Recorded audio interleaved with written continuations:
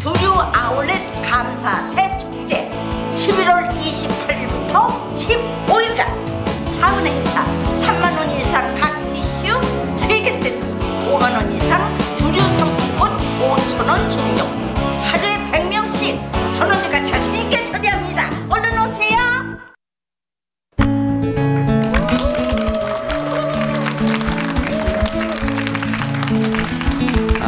대단히 고맙습니다. 지난 시간에 얼마나 강연을 열심히 들으셨는지 역시 이 박수의 크기가 다르네요.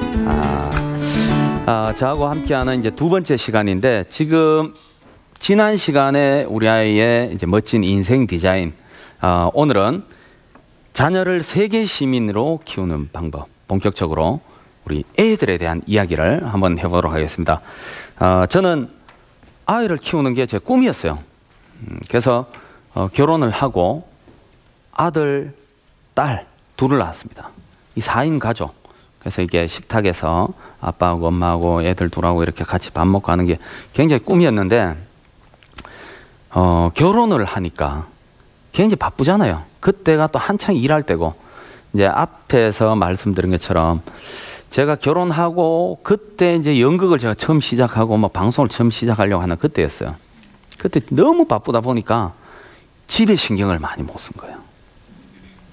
그래서 아이하고 만나는 시간도 많이 없죠. 그래서 뭐 요즘 말로는 이제 독방 육아죠, 그죠? 저희 아내가 계속 보고 저는 밖에서 일하고 마치고 집에 오면은 자고 있어요.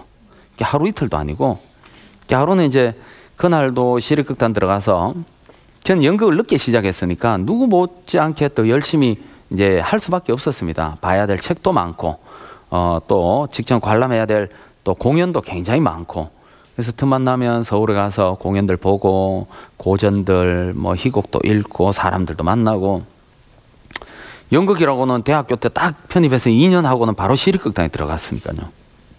뭐 대화를 한다거나 이러면은 아무래도 이제 또 대화하는데 모르는 단어가 나오면 또 공부도 해야 되고 하다 보니까 집에 늦게 들어오잖아요.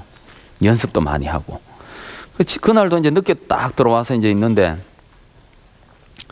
이제 아이가 이렇게 자고 있길래 그 옆에 제가 이렇게 누웠어요. 누워서 이렇게 아이를 이렇게 쓰다듬으면서 이렇게 하는데 잠결에 아이가 이제 돌아 누우면서 습관적으로 턱을 이렇게 만지더라고. 턱을 만지고 턱이 이제 거칠거칠하잖아요.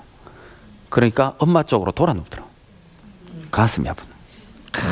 내가 이러려고 결혼을 했나. 정말 그때 저는 그 불 꺼진 방 천장을 보면서 아빠의 눈물을 이렇게 흘리더라고요. 이건 아니다. 내가 아무리 무대에서 인정을 받고 카메라 앞에서 인정을 받고 그러나 가족에서 인정을 받지 않으면 이거는 의미가 없다. 그래서 그때 시립극단 어렵게 들어간 시립극단 사표를 냅니다. 사표를 내고 이곳으로 떠나죠. 여기가 남미 콜롬비아의 안데스 산맥이죠. 여기에 커피 마을입니다. 여기 보이는 건 전부 다 이제 커피 밭들인데 이곳에서 제가 1년간 생활을 합니다.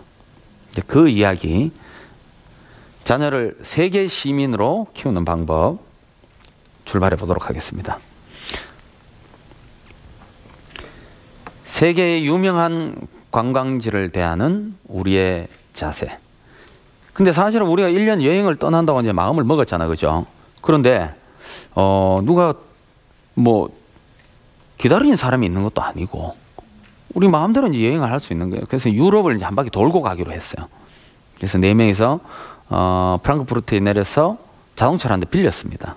빌려서 제가 운전을 하고 애들 뒤에 타고 신나게 이제 여행을 하는데 유럽에는 관광지들이 굉장히 많잖아요. 그러니까 우리는 뭔가 좀 특별한 여행을 한번 해보자. 그래서 사진을 한번 쭉 보고 이야기를 이어가도록 하겠습니다. 룩셈부르크입니다. 룩셈부르크에 가서도 놀이터에서 놀았어요. 놀이터예요, 놀이터. 벨기에 가서도 놀이터 위주로만. 벨기에는 여러분들 뭐 가보신 분들은 아시다시피 뭐 유명한 곳들이 굉장히 많잖아요. 그랑프라자부터 시작해가지고 뭐 오줌 누는 동상도 굉장히 유명하고 와플부터 시작, 초콜릿. 놀이터로만 다닌 거예요. 이 놀이터는 정말 잘 지어놨더라고요. 이게 막 탐험하고 이렇게 할 수 있도록 이쪽으로 가서 이쪽으로 나오고 있죠. 우리나라에 있는 그런 우리 뭐 천편일률적이다 그러잖아요. 전형적인 어떤 그런 시소 있고 그네 있고 미끄럼틀 있고 이런 놀이터가 아니라 굉장히 창의적으로, 이게 벌써 거의 뭐 한 7, 8년 전이니까 그죠. 요즘에 이제 우리나라 놀이터들도 많이 이제 바뀌고 있는데 애들이 너무 재밌어 하는 거예요. 이 해적놀이 할 수 있게, 이거 스트라스부르크, 하이델베르크, 전부 놀이터로만 다녀요. 긴 미끄럼틀이 이렇게 돼 있는 건데 이거 우리나라에서 잘 보기 어렵더라고요. 그래서 새로운 것만 있으면 무조건 가는 거예요. 차를 타고, 어떤 데는 놀이터에서 이제 우리 작은 애 같은 경우는 뛰어노는 걸 워낙 좋아하니까 아침에 이제 숙소 나와서 한 10시, 11시쯤 놀이터에 가잖아요. 해질 때까지 그 놀이터에서 놉니다. 그럼 그때까지 뭘 해야 됩니까? 부모는 지켜봐줘야죠. 그게 내가 할 역할이다. 빨리 와. 박물관 가야 돼. 뭐 어디 가야 돼. 이런 것보다 거기서 애들이 충분히 느끼고 자기들이 느끼는 오감으로 하이델베르크를 느끼는 거예요. 이 아이도 기억하죠. 놀이터는 역시 하이델베르크, 미끄럼틀은 룩셈부르크, 뭐 이런 식으로 자기들만의 나라를 추억하게 이제 던져둔 거예요. 그래서 아이들하고 이렇게 이제 여행을 쭉 합니다. 캠핑을 주로 했어요. 캠핑을 주로 했습니다. 저희는 캠핑 한 이틀, 그 다음에 또 호텔, 그 다음에 또 뭐 게스트하우스, 이렇게 숙소를 옮겨 다니면서. 그러면 제일 특징이 뭔지 아십니까? 여행을 가보면 아이들이 너무 재밌어요. 특히 유럽은 근데 뭐 규격이나 이런 것들이 많아서 그런지 수도를 트는 게 이게 굉장히 다양해요. 여행 가보면 한 번씩 물 어떻게 틀지 하고 하신 분 경험이 있으시죠? 어떤 건 올려야 나오고, 어떤 건 내려야 나오고, 옆으로 제껴야 나오고, 어떤 거는 눌러야 나오고, 어떤 거는 아무리 틀 방법이 없어요. 손을 갖다 대면 센서로 나옵니다. 굉장히 다양해요. 그래서 저는 딱 여행하면서 이런 생각했습니다. 여행하면서 물은 내가 안 틀어줘야 되겠다. 너가 한번 틀어봐라. 그냥 자기가 막 5분, 10분 동안 자기가 이렇게 만지다가 물이 나오면 굉장히 기뻐하는 거예요. 근데 그거를 물론 부모의 입장에 저도 아이를 키우는데 빨리 씻어야 되고 누가 또 기다리거나 아니면 우리가 다음에 뭘 해야 되거나 하면은 물을 틀어줄 수도 있잖아요. 근데 그거를 틀어주는 것보다 기다리는 게 더 어려워요. 끝까지 기다립니다. 할 수 있을 때까지 지켜봐주고, 정답을 주지 말고 시간을 주세요. 그래서 저는 이런 이야기를 좀 드리고 싶습니다. 자기 스스로 답을 찾아가는 그 시간을 좀 기다려줄 필요가 있다고 생각합니다.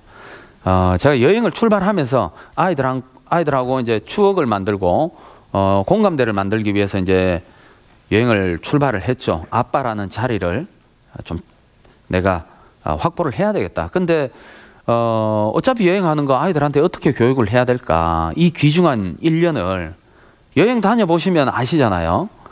4명입니다. 4명이서 유럽 돌고 남미 가서 1년을 여행을 하고 오려면 여러분 예산을 얼마를 잡아야 되겠어요?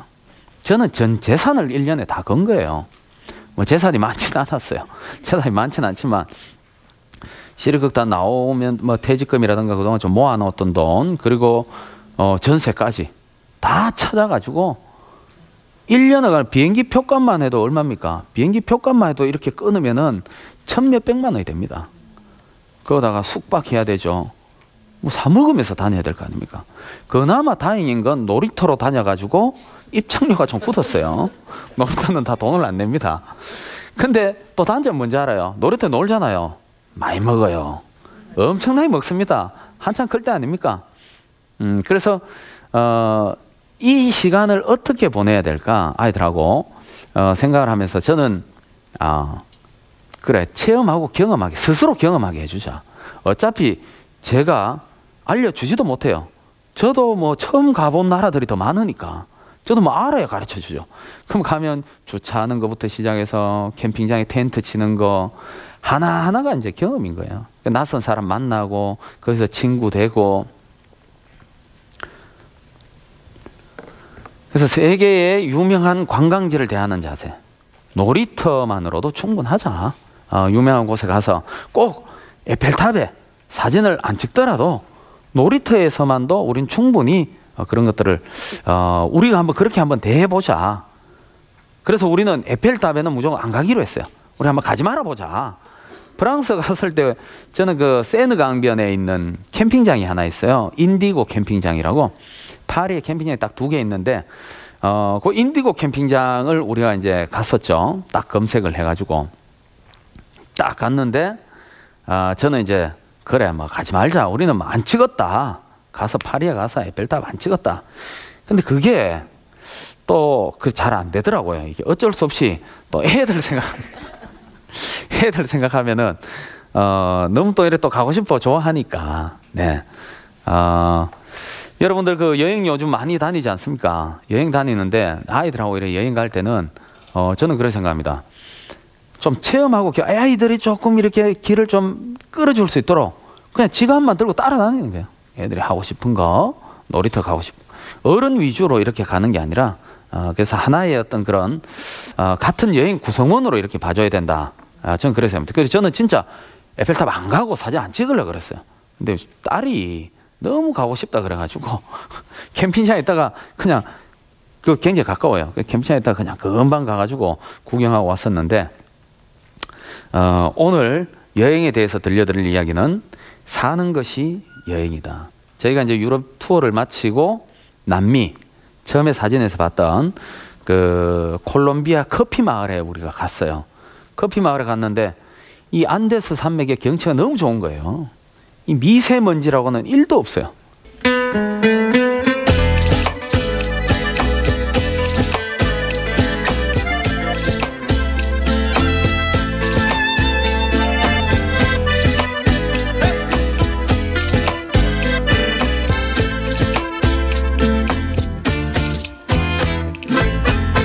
커피나무입니다. 해발 1600m 고산지대의 한적한 커피마을. 가도 가도 끝없는 커피밭을 올라서면 그 꼭대기에 인구 3,000명이 채 되지 않는 부에나비스타 마을이 그림처럼 펼쳐집니다. 아는 사람 하나 없이 처음 이 광장에 도착했을 때만 해도 어디로 가야 하나 참 막막했는데 그때 기꺼이 방을 내줬던 누비아 선생님이 내 식구 살 집도 구해줬습니다.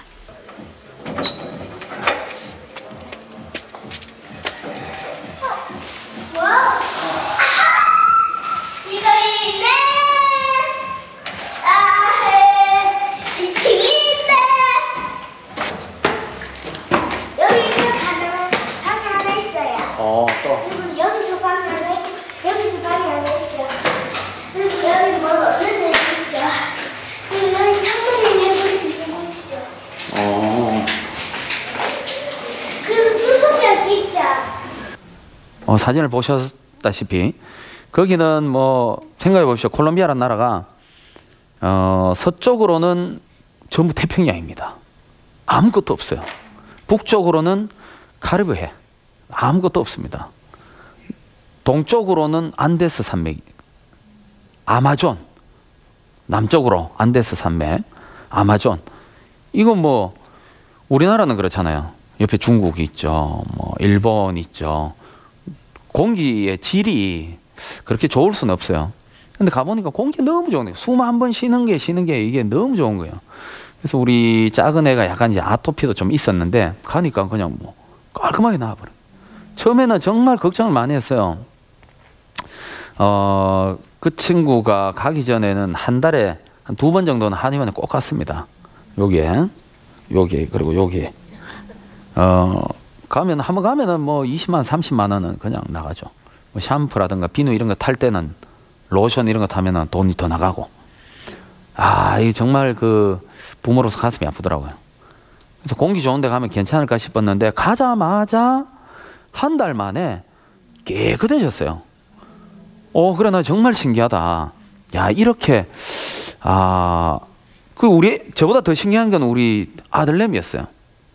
한국에서는 뭐, 콜라도 못 마시고, 통닭도 못 먹고, 과자도 못 먹었잖아요. 근데 가서 이제 깨끗하니까 먹잖아, 그죠?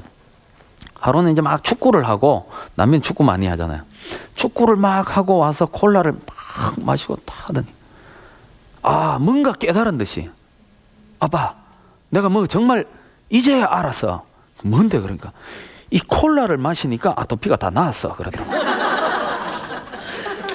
이거 듣고 보니까 그런 거예요.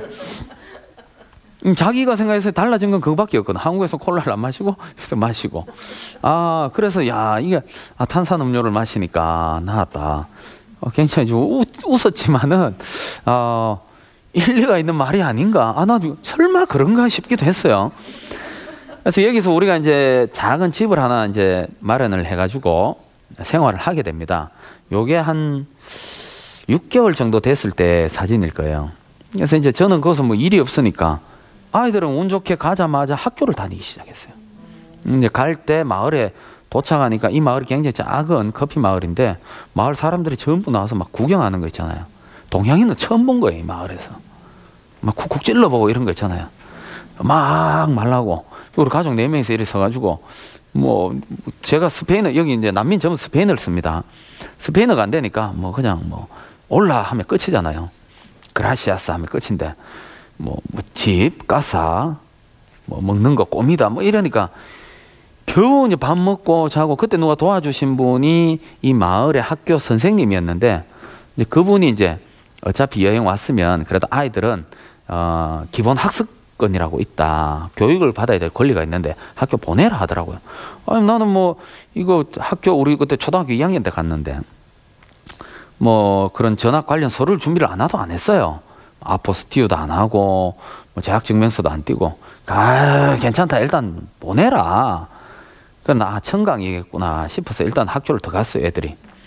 그래서 막 이제 애들 학교 가고 나는 뭘 할까 하다가 애들 마침 한국에 태권도를 가르쳐 줘야 되겠다. 그래서 골목 도장을 제가 오픈을 한 거예요. 여기에서 처음에는 우리 애들하고 우리 친구하고 2명이서 시작하다가 기합 소리가 들리고 이러다 보니까 한 명씩 늘기 시작해가지고 골목을 가득 메운 거예요. 그래서 이제 저희 아내 보고 이거 참 사진 한번 찍어라. 그래서 이 사진을 찍어가지고 제가 국기원에 한번 보냈어요. 이야기를 하니까 왜냐 그러면 난민은 태권도를 전부 가라데로 알고 있어요. 그래서 이거는 좀 아니다. 아니 홍보를 도대체 어떻게 했길래 아니 국기원에는 홍보팀이 없나?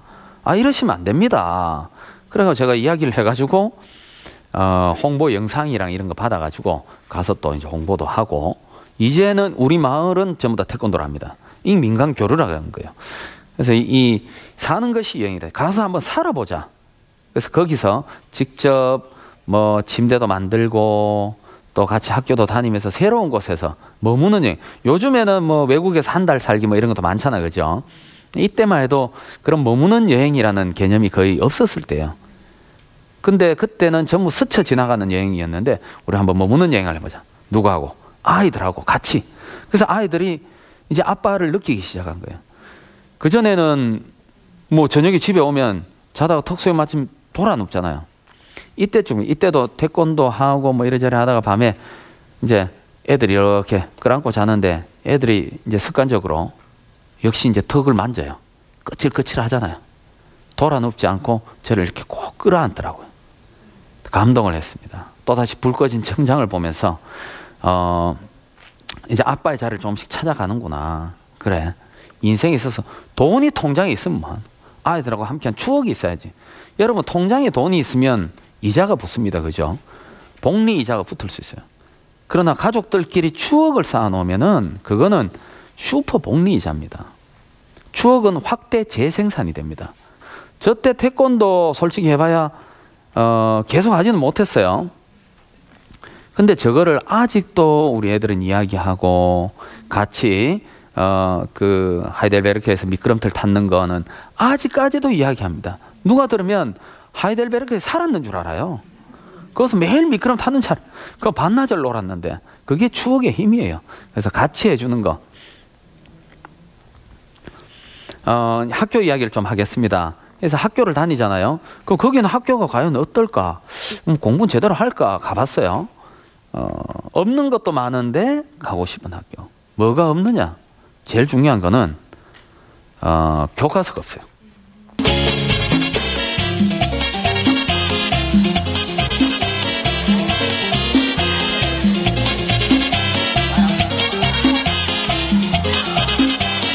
여긴 소영이네 반.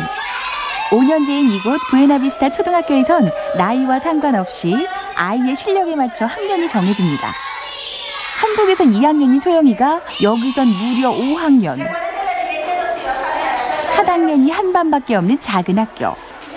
근데 뭔가 이상하다 했더니 아이들 책상에 교과서가 없습니다.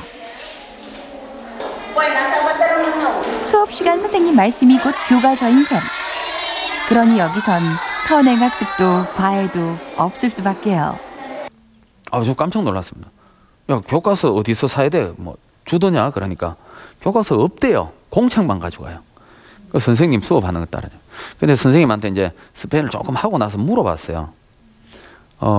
왜 교과서가 없냐? 콜롬비아가 그렇게 가난한 나라는 아닙니다. 남미 경제의 4위국이고 우리나라하고 이제 FTA도 했고 지금은 요 전에 대통령이 노벨 평화상 콜롬비아 그러면 뭐 마약, 테러 이러는데 그 반정군들하고 협상도 하고 해서 지금은 노벨 평화상을 받아가지고 아주 문제는 거리에서 뭐 마음 놓고 관광해도 될 정도로 굉장히 좀 평화로운 그런 나라고 굉장히 성장하고 있는 나라인데 교과서가 없다. 공립학교인데. 그래서 선생님이 이런 이야기를 하셨어요. 교과서가 있으면 선행학습을 한다니까요. 미리 배워서 온다. 그러면은 두 가지의 중요한 권리가 교육에 관련된 권리가 침해되는데 한 가지는 선생님들의 학습권을 침해를 받는 교수권, 가르칠 권리. 선생님이 가르칠 권리가 있는데 이미 그걸 침범받았는 거예요. 그리고 같은 동료 학생들 질문할 수 있는 권리를 침범받는다. 이미 다 알아와서 대답을 해버리니까. 근데 이제 교육의 의미를 내가 다시 깨닫기 시작. 여기 있는 그 등도 많이 없어요. 그래서 막 비 오고 이런 날은 이 비도 새기도 하고 뭐 없는 게 굉장히 많습니다. 근데 정말 제가 이제 깜짝 놀랐던 게 교과서가 없는 거. 심지어는 이런 게 있어요. 우리 작은 애하고 큰 애하고 나이는 2살 차이인데 학년은 3학년이 차이 납니다. 우리 큰애가 좀 빨리 가가지고 3년 차이인데 배우는 게 똑같을 때가 있어요. 국어 같은 경우에는 그래가지고 깜짝 놀랍니다. 뭐 이 숙제가 똑같아요. 줄 베른에 대해서 뭐 이래 소설에 대해서 하는데 뭘 해오라 똑같아요. 그 선생님의 그거에 따라가지고 다르는 거예요. 수학 같은 경우에는 한 해 수업을 쭉 하잖아요. 다음 해 선생님들끼리 회의를 해서 많이 배운 학생보다 덜 배운 학생이 많잖아요. 다음에 같은 걸 또 가르칩니다. 우리 애는 알고 있는 게 또 나오면 좀 심심하죠.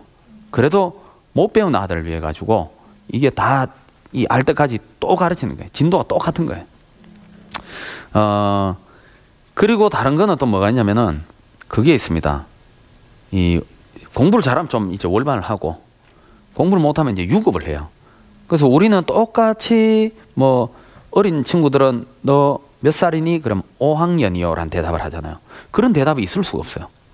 몇 살이면 몇 살이라고 대답해야 되고 그 다음에 몇 학년이냐 그러면 몇 학년인 거고 나이 같은 반에 나이가 다 다르니까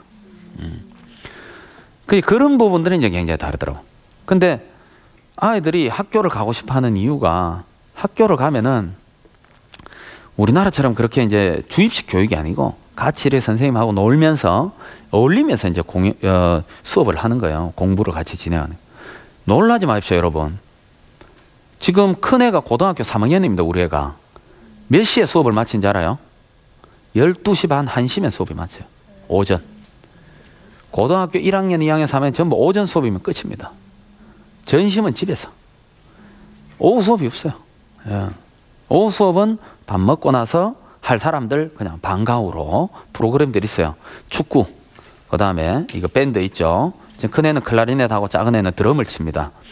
밴드 활동, 그 다음에 가끔씩 시즌별로 뭐 농구나 테니스가 있고, 그 다음에 레크레이션 활동들 할 사람만 모여서 하는 거예요. 지금 우리나라의 고등학생들 집에 오면 몇 시입니까? 밤 10시. 제가 그 이야기를 했어요. 그 이야기를 하게 된 계기가 우리 큰애가 이제 소영인데 큰딸이 3학년이 되니까 일주일에 2번 화요일하고 목요일 오후 3시까지 수업을 한대요. 자기 열받아 죽겠대요. 왜 오후 3시까지 수업을 하느냐. 짜증이 난다 이거예요. 미치겠다. 이거는 안 된다. 이 스케줄이 방과 후 스케줄이 달라지니까 자기가 취미활동 집에 와서 하는 것도 있는데 그래가지고 막 제가 이야기를 했죠. 한국은 밤 10시에 온다. 고등학교 1학년, 2학년, 심지어 중3도 밤에 온다. 안 믿는 거예요. 아빠 거짓말 하지 마라. 나를 위로하려고 하는 말인데 거짓말 하지 마. 검색해봐라. 한국은 애들이 놀라는 거예요. 충격을 받았는 거야. 있을 수도 없는 일이다 이거는. 어떻게 밤 10시까지 그래 앉아 있습니다. 뛰어놀아야 되니까 아이들은. 그래서 오후에는 늘 광장에 아이들이 이렇게 삼삼오오 뛰어놉니다. 수다도 떨고 뭐 만들기도 하고. 처음에 가서 숙제를 봤는데 숙제가 기가 막혀요. 숙제가 어떤 숙제인지 압니까? 마을 사람들 중에 5명의 어른들에게 가서 각각의 다른 직업 5개 가서 100원씩 도네이션을 받고 사인을 받고 직업의 보람을 적으시 이런 겁니다. 숙제가. 한 번은 몇 세 이상 노인들 찾아가서 그 사람이 살아온 이야기를 한 장을 적으시오. 그 마을이 어떻게 됩니까? 그 수업이 있는 날은 애들이 전부 어른들 만나러 가는 거예요. 그 노인들이 이렇게 커피 마시고 있으면 와서 제잘 이야기하고 그런 숙제를 대신 해주는 과외 선생님 없습니다. 학원도 없어요. 그렇게 애들하고 같이 하는 거예요. 도네이션 하기. 어쨌든 100원씩 기부를 받아와야 돼요. 가서 뭐 마당을 쓸어주든지 어떤 사인 받아오고. 저는 깜짝 놀랐어요. 이런 데라면 한번 교육을 한번 시켜봐야 되겠구나. 그래서 다시 오면은 뻔하잖아, 그죠?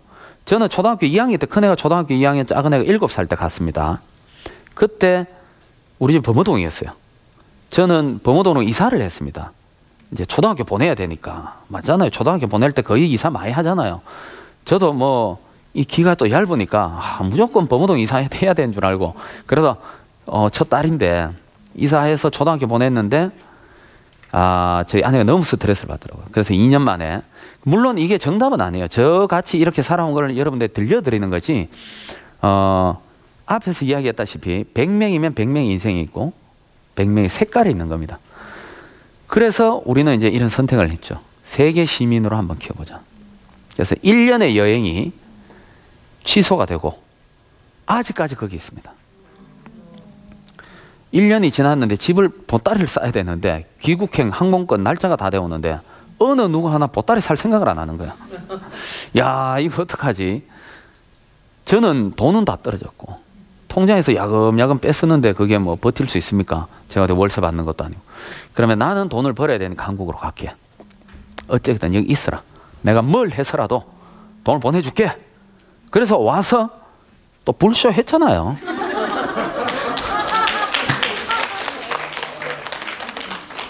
그래서 그나마 정말 또 운 좋게 또 방송도 하게 되고 이렇게 제 이야기를 들으시는 또 모임도 생기고 강연도 이렇게 불러주셔가지고 계속 이렇게 돈을 아직까지도 보내주고 있습니다. 아직까지 보내주고 있고 그게 벌써 한 7년, 8년 정도 됐는데 큰애가 고3, 작은애가 이제 중3이죠.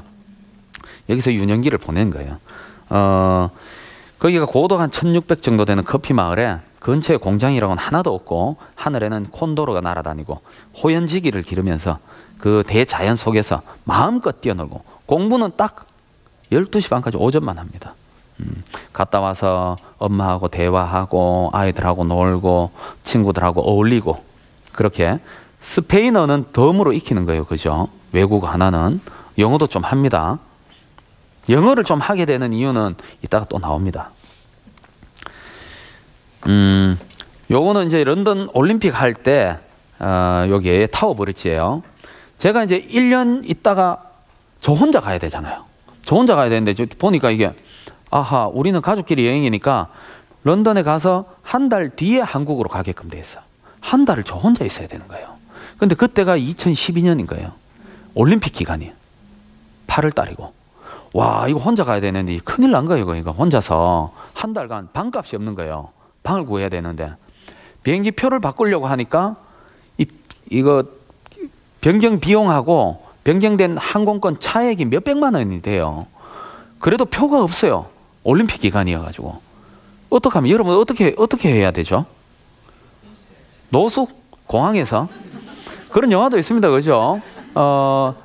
그 탐 행크스 나오는 터미널 그렇게 할까 진짜 고민도 해봤어요. 하루 이틀이지 한 달을 어떻게 합니까? 제가 어떻게 했을 것 같습니까? 네? 네? 뭐요? 불쇼? 런던에서? 뭐 어떻게 했다고? 여러분 같으면 어떻게 하겠습니까? 좋은 아이디어 없습니까? 내가 할 수 있는 직업을 거기서 발휘했을 것 같아요. 아, 역시 제가 발상의 전환을 한번 해봤어요. 자, 이 뭐 숙소도 이미 다 쳤어요. 싼 거 막 게스트하우스는 없어요. 막 호텔도 검색해 보니까 막 하루에 30만, 40만짜리밖에 없어요. 발상의 전환. 그러면 게스트하우스에 내가 일을 한번 해보자. 이렇게 사람 많이 가니까. 그래 현지 홈페이지에 들어가 보니까 아니나 다를까 스태프들을 엄청 구하더라고요. 그 신청 다 가니까 아 저희 게스트하우스에 딱 한 달만 일해줄 사람 잘 없잖아요. 바쁜 올림픽 기간에 타이밍이 딱 맞는 게 한 달만 일해주시면 제가 방 제공하고 식사 다 하고 저희는 몇 파운드를 주겠습니다. 저희는 몇 파운드를 주겠습니다. 서로 오라 그러는 거예요. 매일 몇 군데 보냈는데 그 중에 제일 좀 좋고 괜찮은데 골라서 한 군데 갔어요. 가서 이제 한 달 동안 가니까 또 런던 와보셨어요. 아, 저는 스코틀랜드에서 공연을 해봤는데 런던 처음입니다. 아, 일하시려면 이래 좀 안내도 해야 되는데 그러면 첫날은 제가 관광을 시켜드리겠습니다. 가자마자 피카디리 서커스, 트레팔가 뭐 구경을 쫙 시켜주는 거예요. 뭐 웨스트민스터, 빅벤 보고 런던 아이 타고 막 구경을 쫙 하고 뭐 야경 투어까지. 나는 이게 꿈인지 생신인지 모르겠어. 나는 그 방값을 어떻게 한 달을 보낼까 했는데 밥도 다 사주고 맛집 가서 요래 안내하면 된다고. 그 다음부터 뭐 일이라는 게 해봐야 뭐 게스트하우스 일이 그렇잖아요. 손님들 길 못 찾으면 나가가지고 여기입니다 이거거든요. 제가 일이 캐리어가 일반 가정집이니까 못 찾잖아요. 포인트 가서 여기입니다 그만 해서 설명해주고 세탁기는 몇 시까지 돌리고 뭐 나가실 때 어떻게 하시면 됩니다. 그하고 이제 낮에는 계속 쉬는 거예요. 다들 관광 나오고 아무도 없으니까. 그 세탁기 한번 돌리면 끝이에요. 그러면 이제 그 게스트하우스 거기 주인이 저보다 3살 적은 경상도 친구였는데 경상도 출신이니까 말도 통하고 너무 거기서 재밌게 놀았어요. 막 체스도 두고 한 달 동안 너무 재밌게 난 너무 재밌게 맛있는 거 먹고 그래가지고 갈 때 이제 몇 파운드 이렇게 주더라고요. 아유 많지는 않은데 너무 열심히 해주셔가지고 돈을 좀 더 넣었습니다. 그러더라고. 이제 왜냐 그러면 제가 이제 입담이 좋으니까 오면은 전부 그때 이제 짝 1호, 짝 2호 이런 프로그램이 있었어요. 남자, 여자. 대학생들 오면 내가 짝 번호를 매겨줬어. 자기들끼리 너무 재밌게 놀더라고요. 이렇게 맥주도 사 마시고. 그렇게 진행을 해주고 하니까 제가 있었던 민박집이 이 민박 사이트에 1등을 한 거예요. 후기가. 방이 막 꽉꽉 차가 돌아왔는 거예요. 이거 돈을 많지는 않지만 좀 더 얹었습니다 하면서 이래 주면서 또 뭐 선물로 뭐 어떤 지갑을 또 하나 또 주고 하더라고요. 그래서 제가 뭐 선물은 내가 마음이 뭐 정성이니까 받겠지만 이 돈은 사실은 솔직히 나는 이게 돈을 내고 묵었어야 될 입장인데 이렇게 편하게 있는 것만도 너무 고맙다 그래서 사양을 했습니다. 안 받았죠. 그리고 악수 딱 하고 한국으로 왔습니다. 한국으로 왔는데 전화가 오잖아요. 막 아이고 형님 제발 한 번 더 놀러 오십시오. 오시면 제가 구경식 형님 같은 사람 처음 봤습니다. 일하고 돈을 안 받아가고 식구들하고 한번 오십시오. 콜롬비아에서 놀러 한번 오십시오. 그래서 제가 손님이 안 되면 스태프로 일했지 않습니까? 어학연수의 또 다른 길. 가족들하고 다시 찾아갑니다. 그 다음 해에. 이제 우리 아이들은 거기서 1년 자고 보내고 저 없이 1년을 보냈으니까 2년을 보냈으니까 한국에 한번 들어와야 되겠다 하는 생각이 들었어요. 근데 한국까지 비행기값이 너무 비싼 거예요. 런던만 가면 반값이 돼요. 한국까지는 1인당 뭐 250만 원이면 1000만 원인데 런던은 500만 원 하면 가니까. 그럼 런던 가서 여기서 한 2-3달 묵으면서 영어 학원도 다니고 하면은 500만 원이 남으니까 되겠다 싶어서 왔어요. 다시 그럼 우리 식구들하고 한번 갈게. 서 사장 그때 봐요. 가서 제가 정확하게 석 달 한 보름 정도 한 3, 4개월 정도 묵었는데 돈을 또 안 받더라고요. 이게 제가 그때 일했는 걸 안 받으니까 반값을 안 받더라고요. 그래서 제가 또 미안하잖아요. 그죠? 반값 주려고 했는데 반값 안 남는 게 문제가 아니고 뭐 저 먹으라고 라면 몇 박스 사놓고 배추 사가 김치 담아놓고 한 석 달 있을 거라고 너무 잘해주는 거예요. 그래도 제가 마음에 방을 하나 차지하면은 수익이 줄잖아요. 그래서 이 그림은 마당에 텐트를 치고 방이 비면 방에서 자고 방이 다 차면 텐트에서 자고 3, 4개월 동안 우리 아이들하고 너무 행복한 런던 생활을 보낸 거예요. 재밌었어요. 우리 친구는 또 학원을 보냈죠. 제가 그 이제 홀본에 잉글리시 스튜디오라고 그 브리티시 카운실에서 하는 썸머 스쿨 이런 것들이 프로그램이 굉장히 많더라고요. 거기에 좀 보냈는데 가니까 이제 스페인어를 하니까 굉장히 빨리 익히더라고요. 그래서 거기에서 뭐 자기들이 이제 또 리틀 티처도 되고 거기서 영어를 또 뭐 곧잘 해서 또 뭐 표지 모델로도 뭐 나가고 거기서 제대로 하더라고요. 이 발상의 전환이 나비 효과를 일으킨 겁니다. 제가 그래서 스태프로 가서 다시 어학을 갔는데 이 스토리는 여러분들이 이제 혹시나 뭐 또 영어라든가 이런 쪽으로 이제 관심이 있으시면 솔직히 이것만 해도 1시간 중에 이 세부 정보가 굉장히 많았습니다. 학원도 굉장히 많아요. 가면 아시아계가 같이 오는 학원도 있고 우리는 그 친구가 소개해줘가지고 아시아 사람은 하나도 없었어요. 그 뭐 전부 다 터키 아니면은 뭐 이태리, 프랑스, 뭐 스페인, 이탈리아 이쪽에서만 전부 와가지고 빨리 늘었어요. 영어가.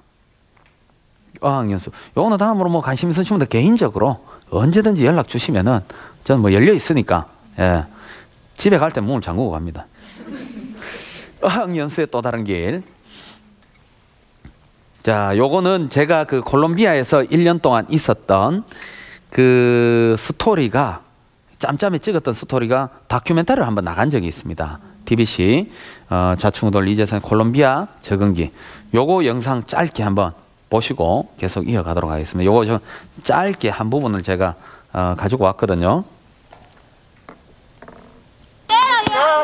Eso.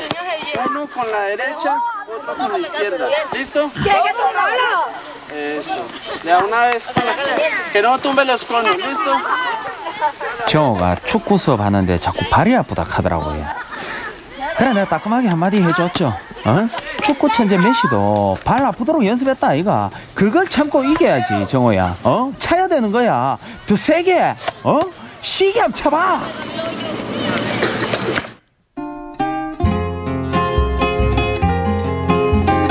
그때 알았습니다. 정호의 신발에 구멍이 난 것을. 이거 보시면 축구화도 아니고 그냥 운동화인데 이제 앞에 구멍이 난 거예요. 이 화면이 콜롬비아에서 전송되다 보니 조금 느립니다. 지구 반대편에서 건너온 화면이에요.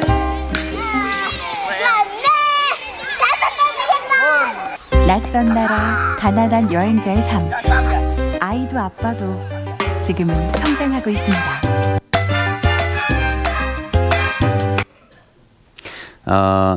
이게 한 부분인데 저는 이런 말씀 좀 드리고 싶습니다.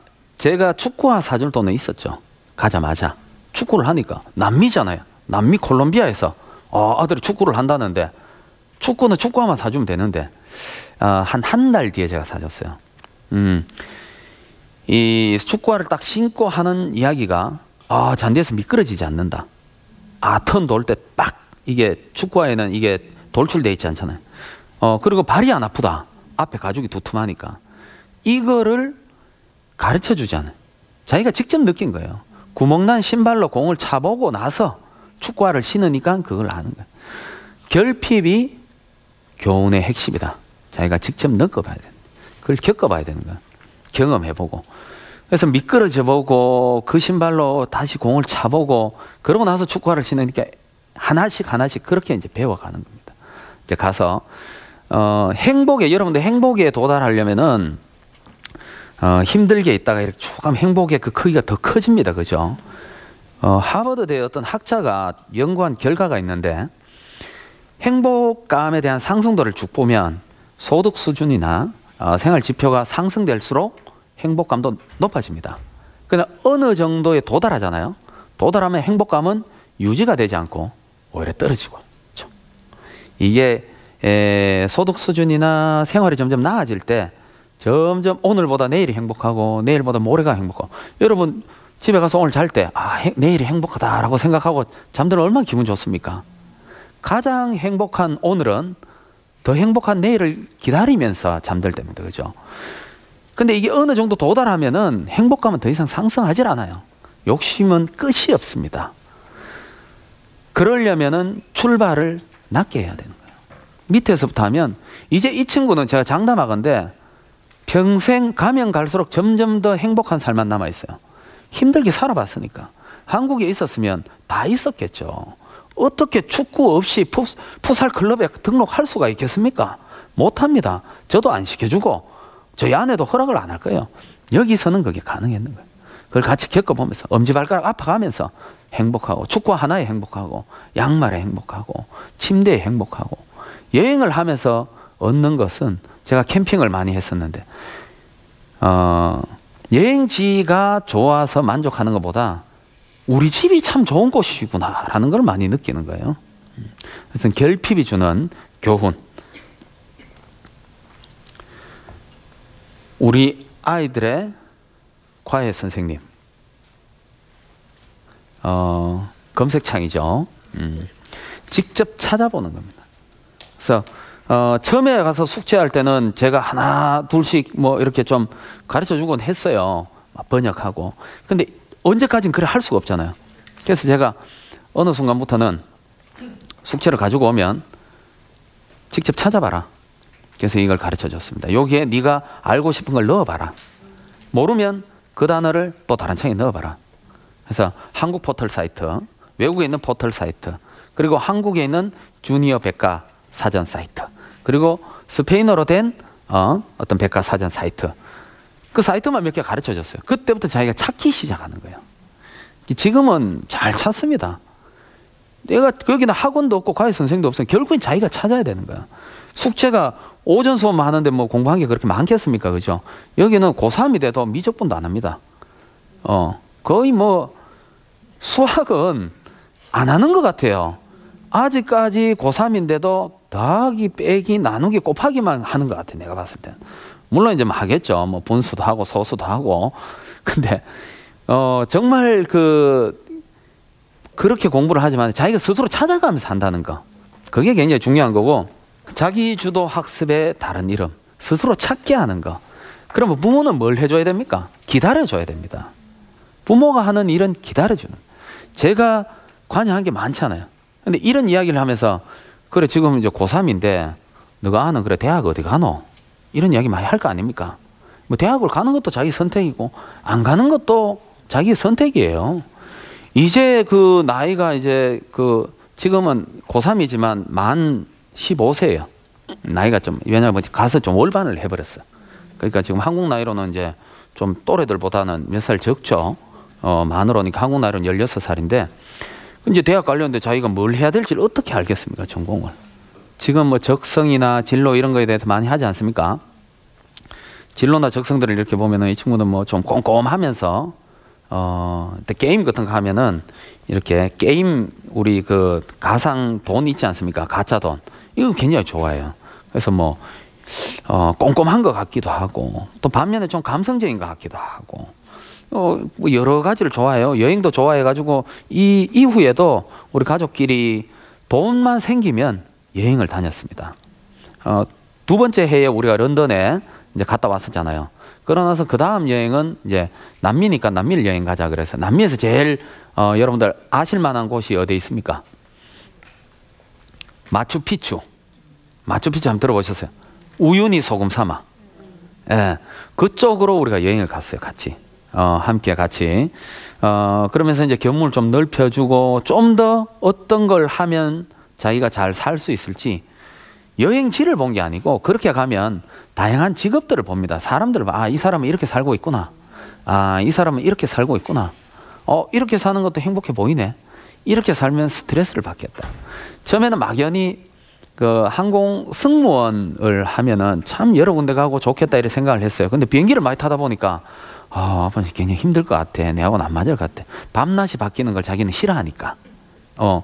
그래서 그런 거는 좀 안 맞는 것 같고, 또 이런 일은 또 안 맞는 거. 이제 서서히 좀 찾아가는 거예요. 이게 스스로 찾아야 되는 거예요. 스스로. 자기가 직접 찾아 나가는 거. 지금은 세상이 좋아져가지고 이게 메시지도 주고받고 쉽게 할 수 있지 않습니까? 이런 식으로. 굉장히 편리합니다. 이제는 뭐, 저희 전화기 방금 물론, 오늘 뭐 효과가 저하고 연습했는 게 딱 정확한 타이밍에 잘하셨네. 이런 식으로, 음성 메시지도 주고받을 수 있고, 페이스로도 통화를 할 수 있어요. 굉장히 좋은 시대입니다. 그래서, 아이들은 이런 이야기를 해요. 아빠하고 같이 있는 것 같다. 함께 추억도 만들어 놨고, 같이 늘 연락 주고받고, 메시지를 오늘 아침에도 주고받고, 그러니까 뭐 늘 같이 있는 것 같다는 이야기를 합니다. 근데 그 시기를 놓치면 나중에는 같이 있어도 같이 있는 것 같지 않아요. 대화가 안 됩니다. 이제 좀 커가 사춘기여가지고 아빠들이 대화를 한번 해보려고 하잖아요. 시도를 하잖아요. 그래, 좋아. 내가 한번, 아이들하고 한번 대화해 볼게. 자네는 애를 뭐 어떻게 키운 거야? 이제 내가 한번 해보지. 중학생들. 아빠가 와서, 야, 일로 와봐. 그래, 이야기 한번 해보자. 뭐 할 이야기 있으면 해봐. 무슨 이야기를 합니까, 애가? 대화가 더 안 되는 거예요. 이 소통이란 게 소통이 돼야 되는데, 여러분 여기 한번 봐주시겠습니까? 지금 뭐가 보이십니까? 손바닥. 전 손등이 보이는 거예요. 내가 손등 보인다고 이게 무슨 손바닥이 이게 손등이야 라고 그러면 대화가 안 되는 겁니다. 소통의 출발은 그 시각에서 봐줘야 되는 거예요. 그러니까 아이들이 뭘 좋아하는지, 어떤 연예인을 좋아하고 어떤 노래를 듣고 어떤 어플을 깔고 있는지 그걸 알고 대화를 해야 되는 거예요. 소통이란 것이 내 시각에서 이야기하려고 하면 점점 더 그 골이 깊어집니다. 저는 뭐 이제 남편이니까 우리 또 아내하고도 이렇게 이야기를 하잖아요. 애들하고는 저는 이야기를 잘해요. 근데 아직까지도 저희 아내하고는 이게 좀 쉽진 않아요. 이게 대화하고 이게 서로 다른 말 하는 것 같아. 그 저번에 그 뭐가 이제 가스가 잘 안 되나 봐요. 그래가지고 그 멀리서 이제 인터넷이 좀 느리니까 뚝뚝 끊기면서 보이스로 왔는데 뭐가 안 된대요, 가스가. 그 밑에 이제 밸브를 한번 봐라. 가스통 밸브. 그럼 어디에 있냐 그러더라고요. 밑에 있잖아, 밑에. 그러니까 화를 내는 거야. 자기야, 가스가 중요해. 내가 중요해. 내한테 화내는 거야. 그럼 아니 가스가 안 되니까 나 고쳐주려고 했는데. 그러니까 대화에서도 이게 조금 다른 건데, 요즘에는 그래도 저도 결혼했는지 한 뭐 10몇 년 되니까 조금 노하우가 생겼어요. 이 세 개. 우리 아버지는 꼭 이 세 개를 기억하셔야 돼요. 헐, 대박, 웬일이니. 요거가 굉장히 중요한 걸 전 최근에 깨달았어요. 가스가 안 돼. 그러면 헐. 가스가 지금 막 고장 나려고 돼. 대박. 야, 어떻게 해야 돼? 이거 진짜 이런 일이 잘 없는데 웬일이니? 이러면 굉장히 대화가 되는 거예요. 이 세 개로 지금 돌려막기를 하고 있습니다. 헐, 대박, 웬일이니? 야, 이거 세 개를 제가 알고부터는 동네에 제가 이제 또 작은 카페를 하지 않습니까? 동네에 이제 주부님들이 이제 브런치 커피 마시러 많이 옵니다. 오면 처음에는 대화가 안 됐어요, 잘. 근데 지금은 이 세 개만 돌려막기 하면은 그 어떤 누구하고도 제가 3시간은 대화 거뜬합니다. 네. 심각한 게 아니라 그냥 들어주면 돼요. 눈을 맞추고 이제 헐, 대박, 웬일이니? 이러면 이야기가 막 술술술 나옵니다. 그래서 오늘 아버님들과 3개, 우리 아버님 오늘 그 2분 계시죠?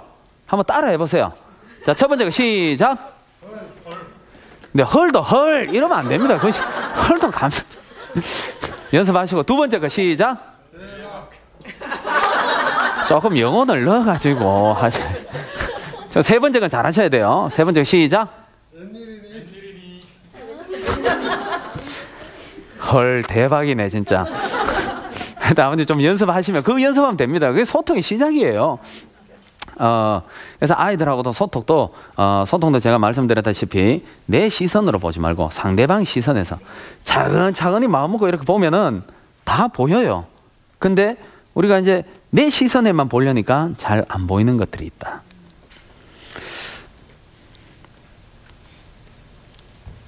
마지막 사진입니다. 마지막 사진 한번 봐주세요. 아빠 결과 나왔어. 경제는 못했고 경영과에 합격했어. 축하한다. 경영과도 너무 멋진 과란다. 그러니까 제가 그냥 하니까 이제 이모티콘 이런 걸 보내주지 이렇게 왔어요. 그래가 제가 하트 뿅뿅 찾아서 보냈는데 이게 뭐냐면은 여기 보시면 나시오날 데 콜롬비아라는 그 지금 우리는 이제 지금 입시가 이제 한창 이제 준비를 하잖아요. 이게 불과 보름 전입니다. 거기에 이제 수능하고 그 다음에 시험을 다 치고 합격 결과가 나온 거예요. 나셔널 콜롬비아 대학은 콜롬비아의 국립대학입니다. 국립대학이고 사립대학교 들어가면 이제 등록금 우리 대학 비슷해요. 거기도 뭐 한 300, 400, 또 비싼 데는 500씩 내야 되는데 주립대 들어가면은 뭐 한 학기에 한 1, 200 정도 괜찮겠더라고요. 근데 국립대는 거기는 뭐 전부 다 이래 조금 그간에 국립대 등록금이 1년에 한 30만 원 정도. 학생들이 전부 다 장학생들 오고 조금 쉽진 않아요. 조금 거기에 합격을 했어요.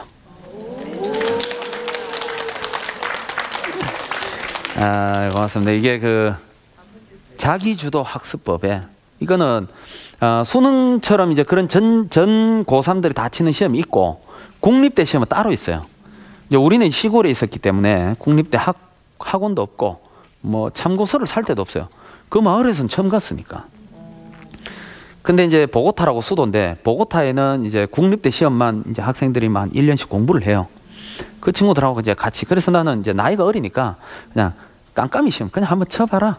될지 안 될지 모르겠지만 그냥 한번 경험 삼아 한번 쳐봐라 그랬는데 이게 한 600점 정도 넘어가면은 이제 들어갈 수 있는 점수고 700점 뭐 이상부터 이제 1등급 뭐 이제 2등급, 3등급, 4등급까지가 있어요. 600점까지.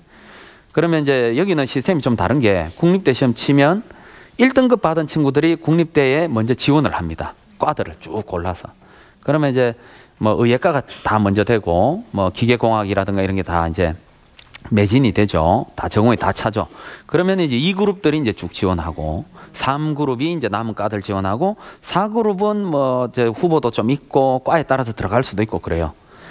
근데 우리 그 딸은 2그룹에 합격을 했어요.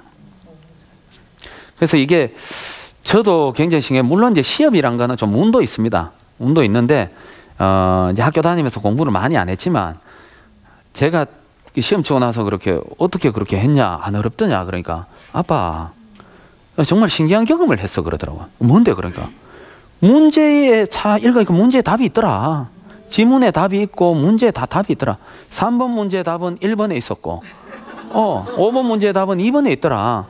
그래서 이게 시험을 푸는 요령을 배우는 거하고 자기가 스스로 찾아 나가는 거하고 여러분들 제가 요즘 하고 있는 프로그램 꿈꾸는 운동장 두두두 하면서 제가 이런 이야기를 한번 했습니다.